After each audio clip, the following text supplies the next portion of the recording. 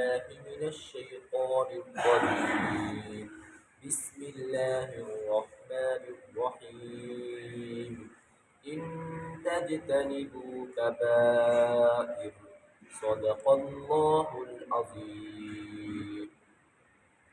آپ حضرات کے سامنے کبیرہ گناہوں کا ذکر ہو رہا ہے۔ امام محمد بن احمد الذہبی رحمۃ اللہ علیہ نے کتاب الکبائر میں ایک کبیرہ گناہ کا ذکر کرتے ہوئے ارشاد فرمایا کہ یتیم کا مال کھانا یہ بھی گناہ کبیرہ ہے۔ اللہ تعالیٰ نے خود قرآن کریم میں ارشاد فرمایا ان الذین یأکلون اموال الیتامی ظلما، جو لوگ یتیموں کا مال ناحق کھاتے ہیں وہ اپنے پیٹوں میں آگ ڈالتے ہیں۔ تو یتیم کا مال ناحق کھانا یہ بھی گناہ کبیرہ ہے۔ سرکار دو عالم صلی اللہ علیہ وسلم نے یتیم کی پرورش اور اس کی خدمت کرنے پر بہت سارے فضائل کا ذکر فرمایا ہے۔ آپ صلی اللہ علیہ وسلم نے ارشاد فرمایا جو آدمی کسی یتیم کی کفالت کرے اور اس کی پرورش کرے، فرمایا وہ قیامت کے دن میرے ساتھ جنت میں ہوگا۔ آپ صلی اللہ علیہ وسلم نے شہادت کی انگلی اور ساتھ میں درمیان والی انگلی کا ان کو قریب کر کے ملا کر اشارہ کر کے فرمایا جیسے یہ دو انگلیاں قریب قریب ہیں، ایسے یتیم کی پرورش کرنے والا، ان کی خدمت کرنے والا بھی جنت میں میرے ساتھ ہوگا۔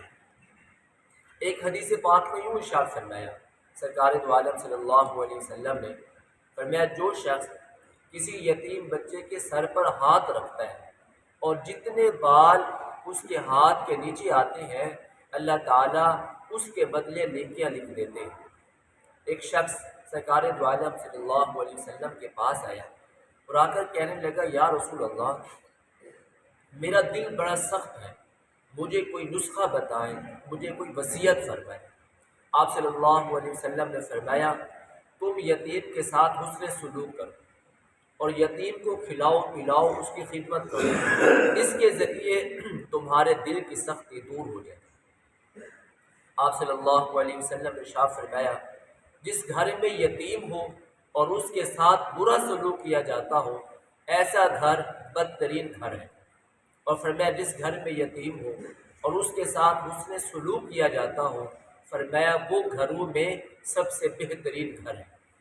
آپ صلی اللہ علیہ وسلم نے ارشاد فرمایا میں نے معراج کی رات ایک قوم کو دیکھا، کچھ لوگوں کو دیکھا، ان کے منہ کو کھولا جاتا ہے اور پھر ان کے منہ میں آگ کی بڑی بڑی چٹانیں ڈالی جاتی ہیں اور اس طرح ان کے پخانے کے راستے سے آگ نکل رہی ہے، ان کے منہ سے آگ نکل رہی ہے۔ پوچھا کہ یا رسول اللہ یہ کون سے لوگ ہیں؟ آپ صلی اللہ علیہ وسلم نے فرمایا یہ وہ لوگ ہیں جو دنیا میں یتیموں کا مال ناحق کھاتے تھے۔ اللہ تعالیٰ نے ارشاد فرما دیا جو یتیم کا مال ناحق کھاتا ہے وہ جہنم کی آگ اپنے پیٹ میں ڈالتا ہے۔ اس لیے علماء نے لکھا یتیم کا مال ناحق کھانا یہ گناہ کبیرہ ہے اور اس سے بچنا چاہیے۔ دو واقعات لکھے ہیں کتابوں کے اندر۔ فرمایا ایک سید زادی، اس کا شوہر فوت ہو گیا، اب وہ بلد کے شہر میں رہتے تھے، اب اس نے ارادہ کیا کہ وہ کسی دوسرے شہر میں جائے تاکہ اپنی بچیوں کے لیے بیٹیوں کے لیے رزق کو تلاش کر سکے۔ اب وہ سب سے پہلے ایک مسلمان کے گھر میں گئے اور اسے کہا کہ میں اپنی بیٹیوں کو ایک مسجد میں ٹھہرا کر آئی ہوں جو کہ ویران تھی، اب ہمارے پاس کھانے کے لیے کچھ نہیں ہے لہذا آپ ہمیں کھانے کے لیے کچھ دے دو۔ تو مسلمان شخص نے کہا اگر تم سید زادی ہو تو اس پر گواہ پیش کرو۔ اس نے کہا اس شہر میں تو مجھے کوئی نہیں جانتا، میں اپنی اس سید زادی ہونے پر کیسے گواہ کو پیش کروں؟ اس نے اس کو کھانا نہ دیا، اس کی پرورش نہ کی، اس کی خدمت نہ کی۔ اب وہ ایک مجوسی کے گھر میں گئے اور اسے کہا کہ میں ایک سید زادی ہوں، میرے پاس یتیم بچے ہیں، ہمیں کھانا کھلاؤ، ہماری خدمت کرو۔ اب اس نے ان کی خدمت کی، اچھا کھانا کھلایا، اچھے کپڑے دیے۔ اب شام کو سرکار دو عالم صلی اللہ علیہ وسلم کی اس مسلمان کو خواب میں اللہ کے نبی کی زیارت ہوئی۔ اللہ کے نبی صلی اللہ علیہ وسلم ایک محل میں ٹھہرے ہوئے ہیں۔ اب اس مسلمان نے دیکھا کہ اللہ کے نبی صلی اللہ علیہ وسلم ایک عالی شان محل میں بیٹھے ہوئے ہیں۔ اس مسلمان نے پوچھا یا رسول اللہ یہ کس کا گھر ہے؟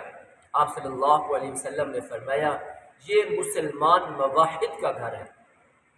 اس نے کہا یا رسول اللہ میں بھی تو مسلمان مواحد ہوں، کیا یہ میرے لیے گھر ہو سکتا ہے؟ آپ صلی اللہ علیہ وسلم نے فرمایا تم اپنے مسلمان مواحد ہونے پر گواہ پیش کرو۔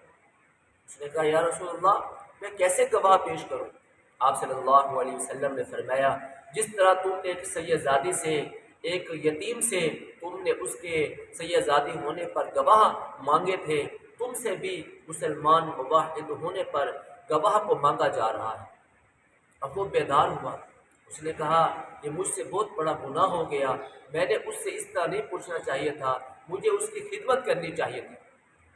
اب اس نے اس سیدزادی کو ڈھونڈنے کی کوشش کی اور یتیموں کو ڈھونڈنے کی کوشش کی۔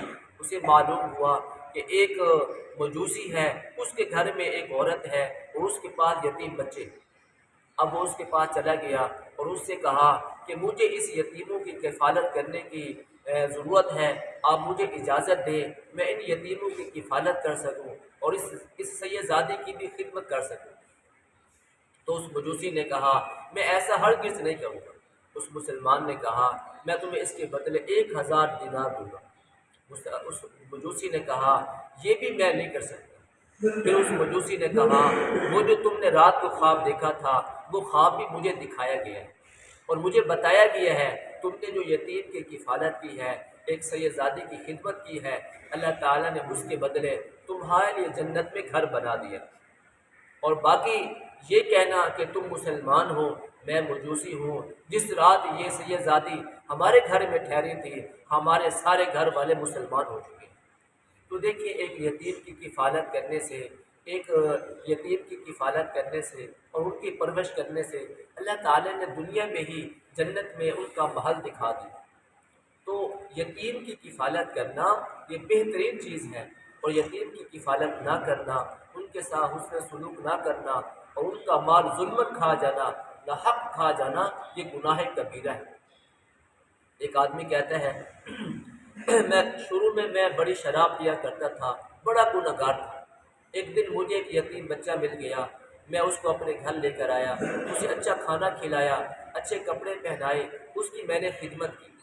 پھر رات کو جب میں سویا تو میں نے خواب میں دیکھا کہ قیامت برپا ہو گئی ہے اور مجھ سے حساب و کتاب لیا جا رہا ہے، میرے گناہ زیادہ تھے اور نیکیاں تھوڑی تھی۔ اللہ تعالیٰ نے فرشتوں کو حکم دیا کہ اسے جہنم میں ڈال دو۔ جب وہ مجھے جہنم میں لے کر جا رہے تھے تو میں نے اس یتیم بچے کو دیکھا، وہ آ کر میرے سامنے کھڑا ہو گیا اور رب کے فرشتوں کو کہنے لگا اسے جہنم کی آگ میں نہ ڈالو، میں اللہ کے حضور شفاعت کرتا ہوں، شاید اللہ میری شفاعت کو قبول کر لے۔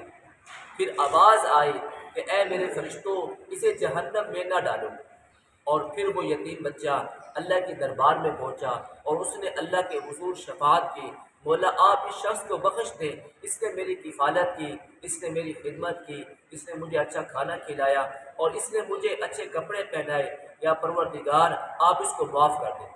اللہ تعالیٰ نے فرمایا میں تیری اس شفاعت کو قبول کر کے اس کے گناہوں کو معاف کر رہا ہوں اور اس کے لیے جنت کا اعلان کا میں اس کے جنت کے داخلے کا میں اعلان کرتا ہوں۔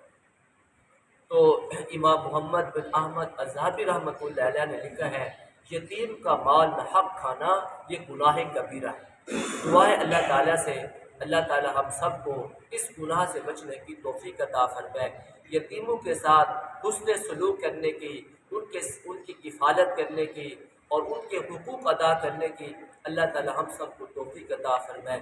اللہ تعالیٰ ہم سب کو عمل کی توفیق عطا فرمائے۔